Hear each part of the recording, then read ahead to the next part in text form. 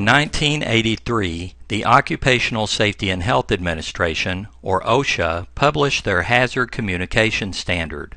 This important standard was often referred to as the Employee Right to Know Standard because it was developed to ensure that workers had access to information and training about the hazards of the chemicals and products they were exposed to at work. One of the major requirements of OSHA's HAZCOM standard was for manufacturers and distributors of hazardous products to develop and make available material safety data sheets for their products. But while the OSHA standard mandated very specific health and safety information about the products be provided on the material safety data sheets, HAZCOM was a performance-based standard, meaning there was no specific format that had to be utilized by the manufacturers and distributors when developing their MSDS, nor were there any standardized hazard ratings or precautions. As a result, MSDSs took on all shapes and forms, in part because manufacturers and distributors used different formats as they prepared these documents. As you can imagine, that led to a lot of frustration among workers. Eventually, it was determined that the OSHA HAZCOM standard, as written, was not meeting its original intent, which was to help employees know exactly what they were working with, how it could harm them, and most importantly, how to protect themselves. So, in 2012, OSHA revised their hazard communication standard and did away with the requirements for material safety data sheets. Now, manufacturers and distributors of hazardous chemicals and products will have to start providing a new informational document called a Safety Data Sheet, or SDS. While the information contained on new safety data sheets is very similar to that appearing on the old MSDSs, the information will now have to follow a specific format and order. There is also a standardized hazard classification system that must be utilized on all SDSs to convey information about the physical and health-related hazards associated with that product. And the revised HAZCOM standard now requires that employers train their employees on how to read and understand the new GHS Safety Data Sheet format. So the standard changed from Employee Right to Know to Employee Right to Understand. As part of the revision to their HAZCOM standard, OSHA adopted the GHS formatting requirements for safety data sheets. GHS stands for the Globally Harmonized System of Classification and Labeling of Chemicals. The GHS is a standardized system, meaning there will be consistency in the information appearing in safety data sheets. This system was developed by the United Nations, which means that once fully adopted and implemented, safety data sheets for products from around the world will be prepared in a standardized format, which is important in our global economy. In the new format, all safety data sheets will be broken down into 16 separate sections. The sections will always have the same titles and will always appear in the same order. Now let's take a look at the information that must appear on GHS compliant safety data sheets, starting with Section 1. Section 1 on safety data sheets is titled Identification. This is where you will find the name of the product as it appears on the container label, and in some cases applicable synonyms or chemical classification codes used for the product. You will also find supplier information, including the name of the manufacturer or distributor of the product, their address, and emergency contact number. And on some safety data sheets you may see supplemental information about the product, such as the intended use for the product, directions for its use, and possibly an expiration date. All this information must match that appearing on the container label.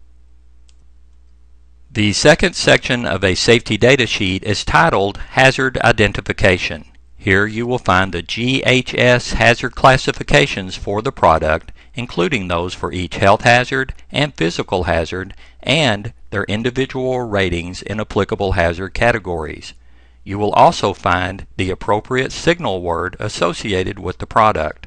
There are only two signal words that are used in the GHS system, either the word danger, which indicates a relatively severe or immediate hazard, or warning, which indicates a less severe but still potentially harmful level of hazard. This section will also display one or several hazard statements. Statements such as these two examples give employees a quick warning about what hazards are associated with the product and differ according to the classification and categories of hazards presented by the product. Section 2 of the safety data sheet also displays applicable precautionary statements. These are also standardized in the GHS system and in general convey information about how to prevent or lessen exposure to the hazards of a product. And something fairly new to us here in the United States are pictograms. Pictograms are standardized icons that let workers quickly identify the types of hazards associated with the product. There are 8 different pictograms for the health and safety hazards covered in the GHS system. A more detailed explanation of hazard statements, precautionary statements, and pictograms is provided on our online tutorial titled GHS Labeling Requirements, which is also available for free on our website. And last but not least, information about any unclassified hazards that are not covered in the GHS system, such as combustible dust, will be provided in this section. Section 3 of Safety Data Sheets, titled Composition and Information on Ingredients, identifies chemicals contained in the product. This could be a single ingredient for a pure substance, or 2 or more ingredients if the product is a mixture or contains impurities or stabilizers that contribute to the hazards of a product.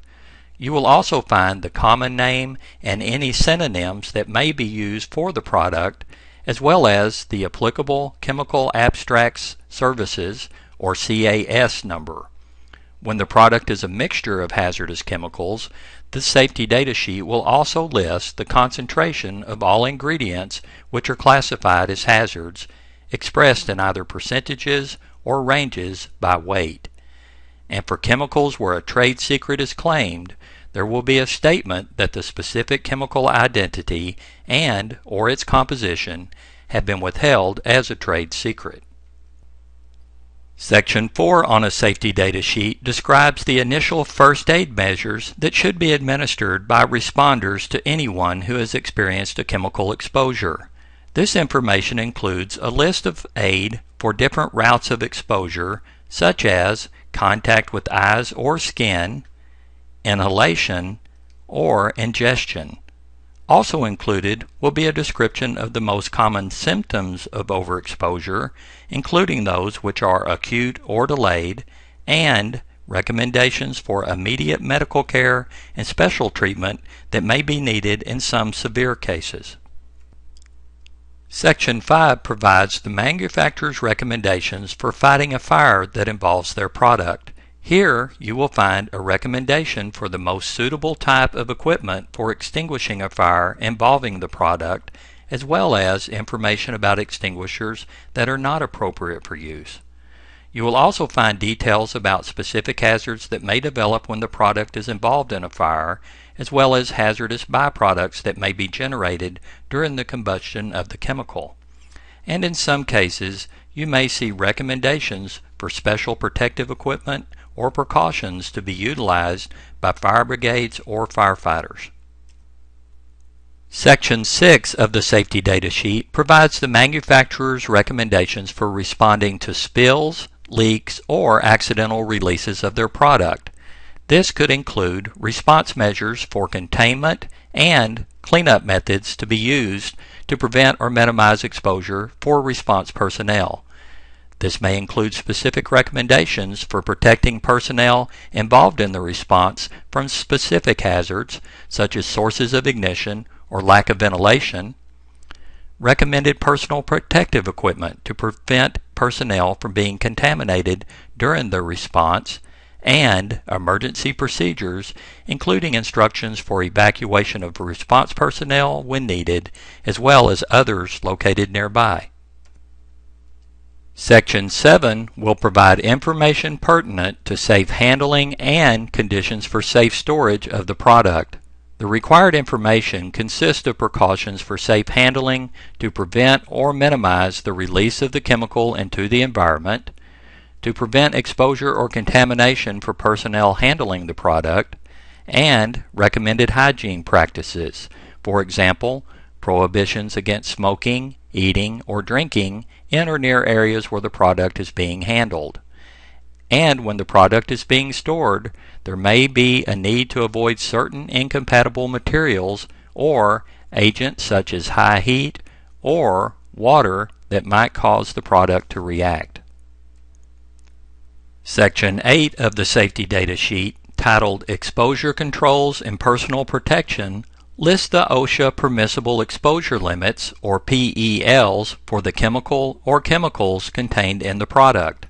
These mandatory limits dictate when it will be necessary to utilize controls such as ventilation systems or respiratory protection devices to protect workers from the ill effects of overexposure to the chemical. There may also be listings for voluntary threshold limit values, or TLVs, established by the American Conference of Governmental Industrial Hygienists, or similar limits recommended by other groups. This section will also list appropriate engineering controls, where applicable, such as recommendations for exhaust ventilation systems or enclosures to contain emissions. And, of utmost importance, you will find the manufacturer's recommendations for personal protective equipment, or PPE, including any special requirements for providing certain types of PPE, such as respirators, goggles, or gloves. Section 9 of the Safety Data Sheet identifies all applicable physical and chemical properties associated with the product. While most workers may not care about this type of information, safety managers and engineers may have a need to know about specific information on the product, including but not limited to: what does it smell like? What does it look like?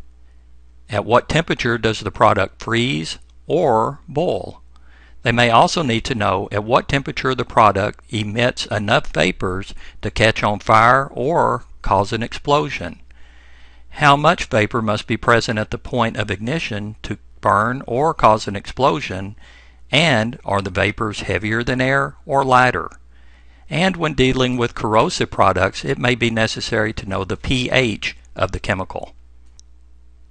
Section 10 of a safety data sheet is titled Stability and Reactivity.